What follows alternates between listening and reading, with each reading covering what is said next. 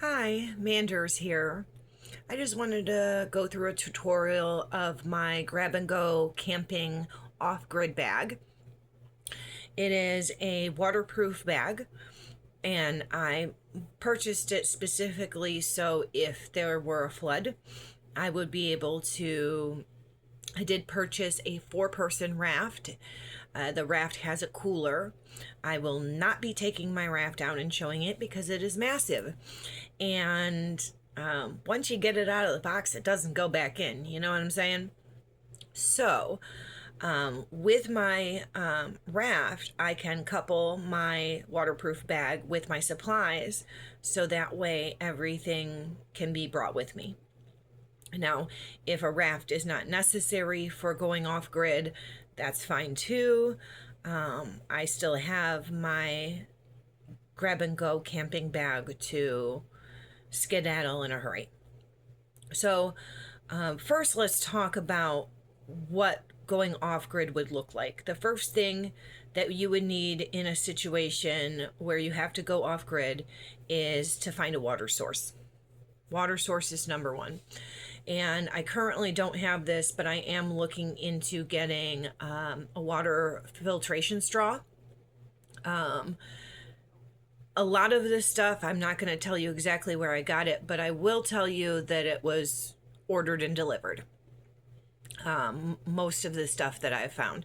I have found a couple things thrifting, and I'll get into that when I get to that item because I am ecstatic on what I found thrifting. But let's get into it. So the first thing that I have for a camping off-grid excursion is a set of pots and pan. This particular set of pots and pans has clips that come out so that way you can easily place them on a campfire. This one here is the pan, and this one here is the pot. Now you can see the difference in the depth of each pan versus pot. This is going to be extremely good for boiling water. The first thing that you should secure is water for your campsite, a location of water, and then build your shelter in accordance to where the water is. Once you have secured your water and your location for your campsite, you would need to build shelter, but in the meantime you can also start a campfire and start boiling water for yourself. This pot and pan set comes with 2 cups. Both cups have the handles to be able to put straight on the campfire as well. This makes it easier so that way you don't have to search out bamboo and try and make a makeshift water collecting source. This pot and pan set also comes with 2 platters, 2 plates. Now that's gonna kind of give you a little piece of home, right? And this all goes in this nice handy dandy satchel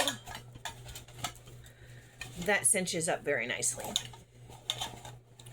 Besides the pot and pan set, I have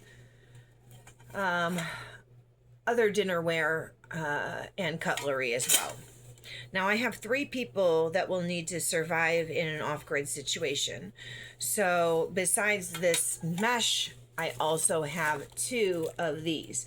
I'll show those in a minute, but for right now, let's go through this first mesh bag.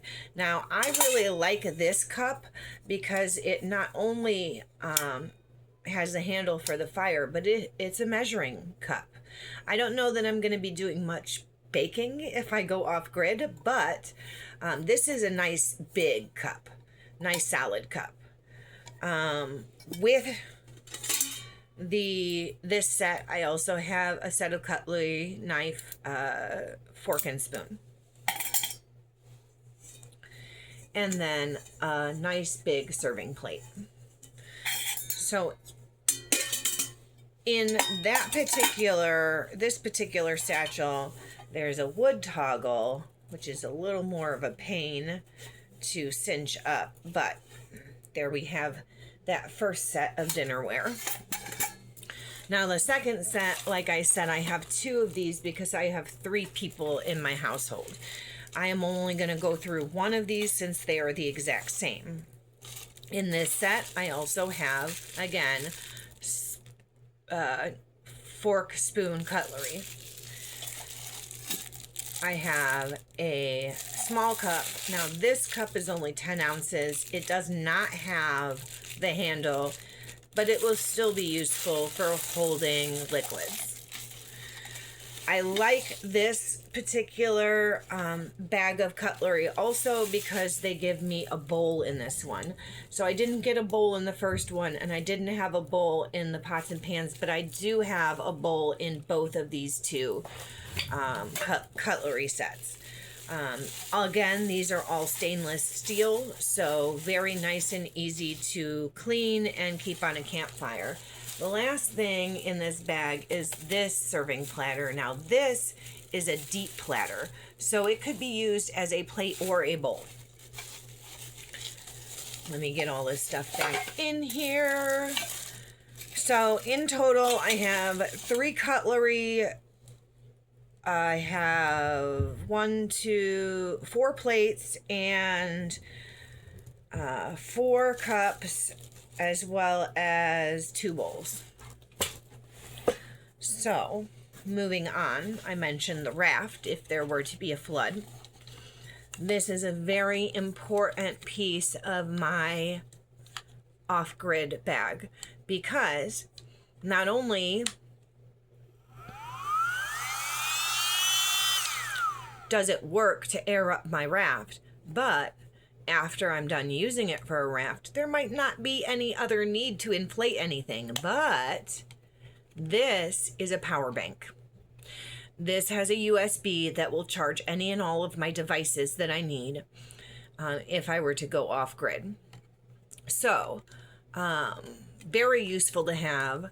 The one thing I want to say about an item like this for your off-grid bag is that you should take this out of your bag about once every 2 to 3 months to charge this sucker. Luck favors the prepared, and if it's not charged, it's useless.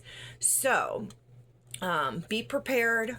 Charge anything that is like this 2 to 3 months, every 2 to 3 months.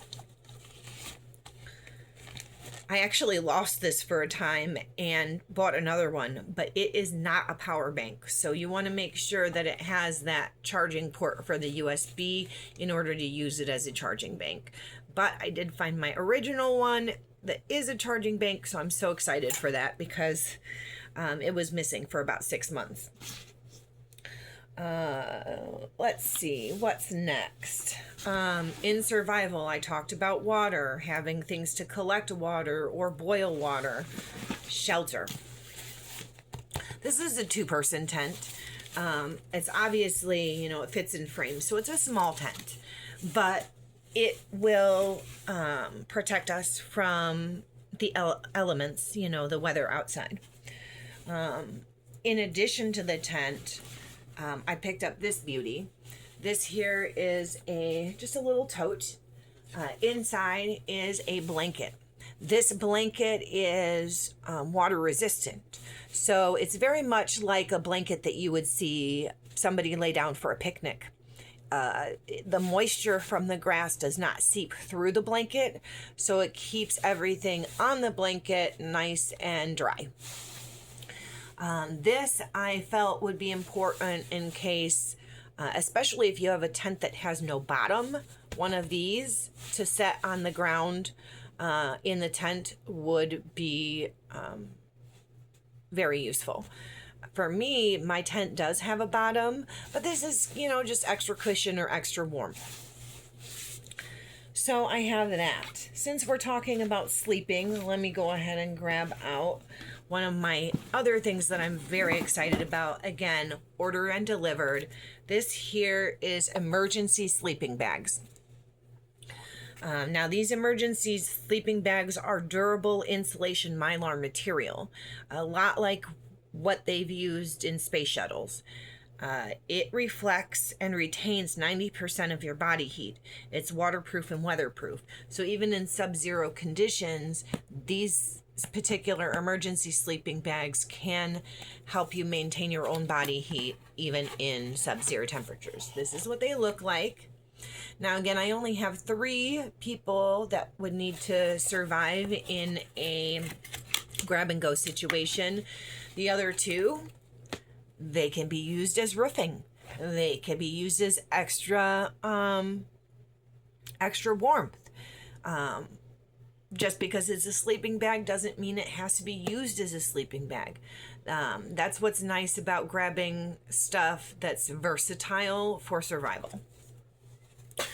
So now that I've told you about the sleeping bag situation, another thing that's very good for when you're going off grid, especially when you're building shelter, I have rope. Rope is in my bug out bag. I also have paracord. Now what's special about this particular gear tool is that there's a compass here. There's also a fire starter in here that'll help me boil my water. Food is really the last thing that you need to worry about. Your most important things are finding water, finding a place for your shelter, building your shelter, and making a fire. So the fire starter in here, very useful. I have different medical supplies, and that's because I have a Army grade medical kit as well in my grab and go bag. Very important. This has everything that you need for any medical situation. There are splints in here. There is even stitching, sewing, if you need to sew up a wound. So very, very helpful stuff. I don't know that this will be helpful, but I do have masks in my bug out bag. When you are having to skedaddle in a hurry, you may miss some essentials from home. So that's what I have in here, just a few odds and ends essentials. So I have Kleenex, Band-Aids, nasal spray, we have scissors, there's a soft and gentle hand wipe, and I also have lotion in here.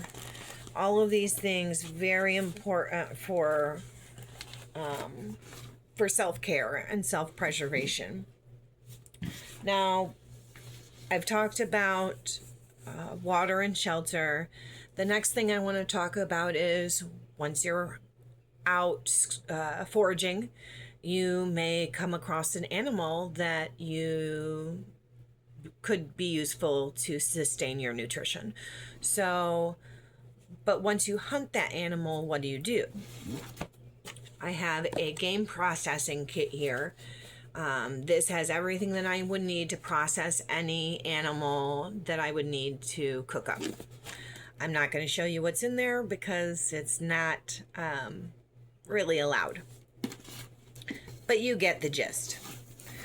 I also have a few odds and end things. I do have a little boy, so I have children's Tylenol. I have cough and congestion medicine. I felt chapstick would be important. And with every bug out bag, you should have matches to help you start a fire. So I've got just a few things, random things that might be useful. Lastly, my favorite item, this is what I picked up at a thrift shop. It is a cooler, but it's not just a cooler. I don't know that I'd find ice in a off-grid situation, but that's not really what's important about this bag. What's important about this bag is that it is a grill. It is a cooler grill for tailgating. And this is one of my favorite things for my survival bag because the ground may be wet. You might not be able to start a fire very easily. You might not have the essentials for cooking or processing game. So this grill will come in very handy. Like I said, I'm still working on adding to my collection. I'm not telling you what you need to put in your bag. I'm just giving you an example of what I have in mine. And if you want to start collecting gear yourself, more power to you. Like I said, I bought a lot of things direct to order. But luck favors the prepared. So thanks for watching, and I appreciate you.